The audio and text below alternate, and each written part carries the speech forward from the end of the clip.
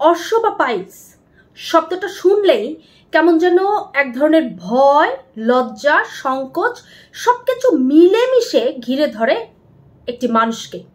তবে পাইলস নিয়ে সাধারণ মানুষের মধ্যে অনেক ধরনের প্রশ্ন আছে, যা হয়তো তিনি কাউকে কখনো জিজ্ঞাসা করেন না বা এর সঠিক উত্তরগুলো তিনি কখনো খুঁজে পান না। যেমন পাইলস কেন হয়, এই পাইলস আসলে কি, পাইলস মূলত কোন ধরনের মানুষের বেশি হয়, এই পাইলসের কোনো ঘরোয়া ভালো চিকিৎসা আছে কিনা যা সম্পূর্ণ সুস্থ করে রোগীকে, এই পাইলস থেকে ভবিষ্যতে ভয়াবহ কোনো দুরারোগ্য ব্যাধি হতে পারে কিনা, আজকে এই সমস্ত উত্তর আপনাদের দিতে চলেছি। আমি শ্রাবণী প্রামাণিক, একজন সার্টিফাইড আয়ুর্বেদ চিকিৎসক।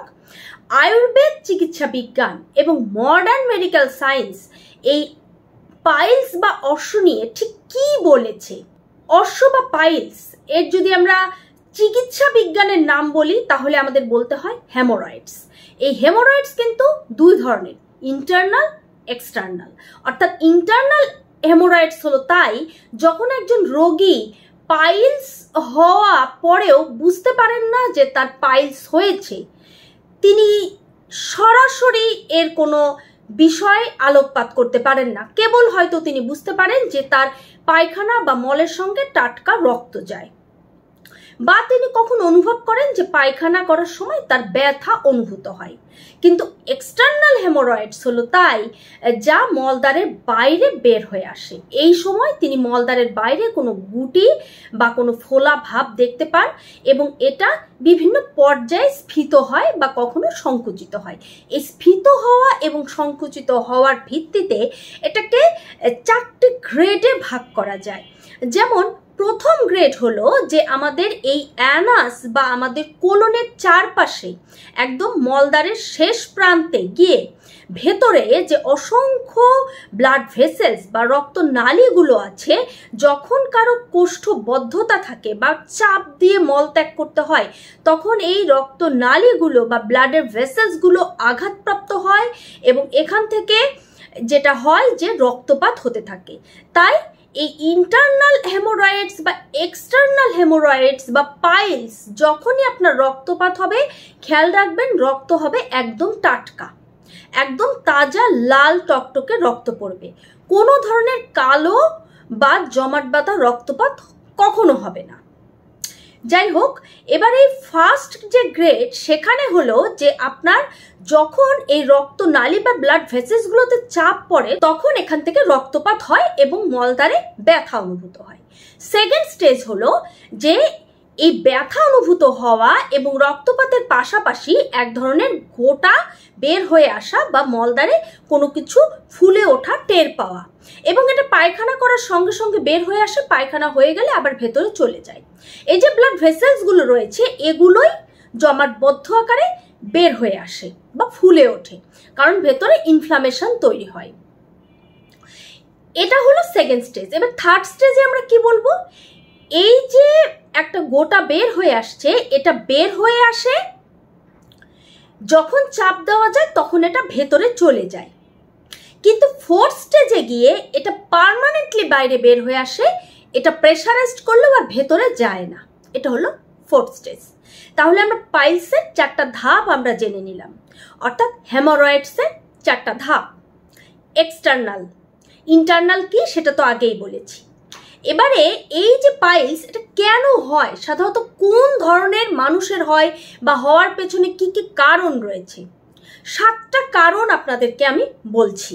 প্রথমেই আপনাদের বলি যে এই অশ্ব বা পাইলস কিন্তু নারী পুরুষ ভেদে কোনো তফাৎ নেই, অর্থাৎ এটা ইকুয়ালি নারীদেরও হচ্ছে পুরুষদেরও হচ্ছে। তবে মেডিকেল সায়েন্স বলছে যে 50 পার হওয়া নারী বা পুরুষের মধ্যে পাইলস হওয়ার সম্ভাবনা সব থেকে বেশি।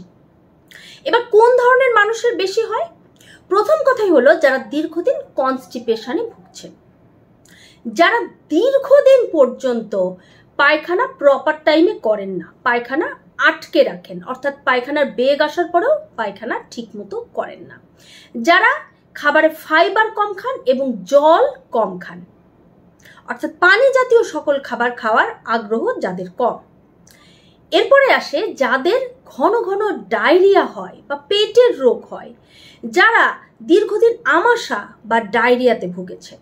নাম্বার 5, যারা ঘন ঘন কোনো পেইন কিলার বা যে কোনো ধরনের ওষুধ কোনো কার্যকারণ ছাড়াই খেয়ে থাকেন। নাম্বার 6, একটি গুরুত্বপূর্ণ কারণ, যারা পায়খানার সময় 3 মিনিটের অধিক টয়লেটে বসে থাকেন। আয়ুর্বেদ শাস্ত্র বলছে আপনার মল ত্যাগ করতে ঠিক ততটুকুই সময় লাগা উচিত যতটুকু আপনার মূত্র ত্যাগ করতে লাগে। অর্থাৎ এর বেশি যদি আপনি ব্যয় করেন, দীর্ঘদিন ধরে টয়লেটে বসে থাকেন, তাহলে আপনার পাইলস হওয়ার সম্ভাবনা রয়েছে। এবং শেষ নাম্বার 7, সেটা হলো গর্ভাবস্থায় বা প্রেগন্যান্সির সময় পাইলসের যে আভাস দেখা দেয়, সেটা যদি দীর্ঘদিন পর্যন্ত কন্টিনিউ করে যায়, তাহলে পাইলসের 4th স্টেজ পর্যন্তও চলে যেতে পারে। তবে এই যে সমস্ত কারণগুলো বললাম, এখন আপনি মিলিয়ে দেখুন যে এর মধ্যে আপনার জন্য কোন কারণটি রয়েছে বা আপনি এর মধ্যে কোন অভ্যাসের শিকার। যাই হোক না কেন, ঘাবড়ে যাওয়ার বা ভয় পাওয়ার কিচ্ছু নেই। বিনা অপারেশনে বা ঘরোয়াভাবে ট্রিটমেন্টে পাইলস ভালো হয় কিনা, এটাই যেহেতু আজকের আমাদের প্রধান আলোচ্য বিষয়, তাই অবশ্যই সঙ্গে থাকুন এবং পুরোটা শুনে নিন। যাদের এই ধরনের কোনো অভ্যাস রয়েছে বা ইতিমধ্যেই যারা পাইলসের শিকার হয়েছেন, তাদেরকে আমি বলবো যে কয়েকটি অভ্যাস এখন থেকেই চালু করুন, যা আপনাকে পাইলস থেকে সুস্থ করে তুলবে। অভ্যাসগুলো কি কি? প্রথম কথাই হলো যে আপনাকে অবশ্যই ফাইবার সমৃদ্ধ খাবার খেতে হবে। কি সেই ফাইবার সমৃদ্ধ খাবার? বাঙালি হিসেবে আমরা যেহেতু ভাত প্রধান খাবার, তাই ভাত খেতে হবে ফুল ফাইবার, অর্থাৎ সাদা চাল একদমই নয়, লাল চাল। শুধু লাল চাল হলে হবে না, খেয়াল রাখতে হবে যে তাতে 80 থেকে 90% ফাইবার রয়েছে কি না, তাহলে সেই চালের ভাত আপনি খাবেন। আপনাকে আঁশ সমৃদ্ধ সবজি খেতে হবে, যেমন ডাঁটা, বিভিন্ন ধরনের ডাঁটা জাতীয় সবজি, যেমন আপনি সজনে ডাঁটা খেতে পারেন, এতে প্রচুর ফাইবার রয়েছে। এছাড়া পেঁপে, কলা, অবশ্যই পাকা কলা, কাঁচা কলা খেলে খোসা সহ ব্লেন্ড করে খেলেও আপনি ফাইবার পাবেন। এটাও কোষ্ঠকাঠিন্যের বড় একটি ঔষধ, অনেকেই হয়তো জানেন না। এছাড়া আপনারা যে কোনো ধরনের ফাইবার সমৃদ্ধ সবজি এবং ফল খাবেন। ফলের মধ্যে বেল উৎকৃষ্ট ফাইবার সমৃদ্ধ ফল। এছাড়া আপনারা শুধুমাত্র কমলা লেবুর বাইরের শক্ত খোসাটি ফেলে ভেতরের সম্পূর্ণ আঁশ এবং বীজ সহ প্রতিদিন যদি একটু করে কমলা লেবু খেতে পারেন, তাহলেও পায়খানা ক্লিয়ারলি হয়। এছাড়া আপনারা সকল ধরনের ফল এবং সবজি খাওয়ার উপরে মনোনিবেশ করুন। পর্যাপ্ত পরিমাণে পানি পান করুন, তবে খাবারের মাঝে নয়, খাবারের আধা ঘন্টা আগে এবং পরে হালকা গরম পানি খান। এতে দেখবেন মল ভারী হবে এবং সহজে নির্গত হবে। এবং খেয়াল রাখবেন যে যখনই পায়খানার চাপ আসবে বা বেগ আসবে, পায়খানা করতে হবে। তবে এখানে একটি গুরুত্বপূর্ণ অভ্যাস হলো যে আপনি প্রতিদিন একই সময় পায়খানায় যাবেন, সকালবেলায় প্রতিদিন একই সময়, এবং অবশ্যই ভারী খাবার খাওয়ার পূর্বে। তাহলে দেখবেন আপনার পায়খানা ধীরে ধীরে সহজ হবে।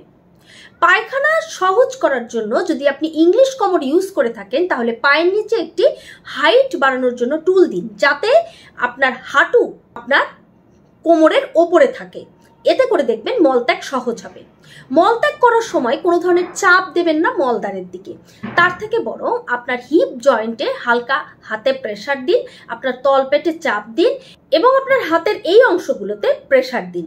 এই পয়েন্টগুলোতে প্রেসার দিলেও খুব সহজে মল ক্লিয়ার হয়ে যায়।